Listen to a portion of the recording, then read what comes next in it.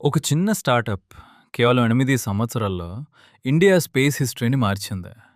అదే హైదరాబాద్‌కి చెందిన స్కైరూట్ ఏరోస్పేస్. 2011లో మాజీ ఇస్రో సైంటిస్ట్స్ ఈ స్టార్టప్‌ని ప్రారంభించారు. వాళ్ళ లక్ష్యం ఇండియా ఫస్ట్ ప్రైవేట్ ఆర్బిటల్ రాకెట్‌ని తయారు చేయడం. 2022లో విక్రమ్ ఎస్‌ని సక్సెస్‌గా టెస్ట్ చేశారు. ఆ తర్వాత ఎన్నో టెస్ట్స్, రీసెర్చ్ తర్వాత విక్రమ్ 1 సిద్ధమైంది.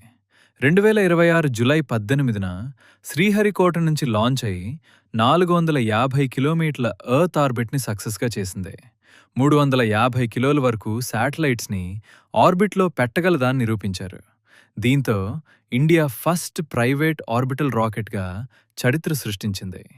ఈ సక్సెస్ వల్ల ప్రపంచంలో ఉన్న companies, startups Indian private rockets ద్వారా తమ శాటిలైట్స్ని లాంచ్ చేయగలుగుతాయి. ఇది ఒక రాకెట్ లాంచ్ మాత్రమే కాదు, ఇండియన్ స్పేస్ సెక్టర్కి ఒక కొత్త యుగానికి ఆరంభం.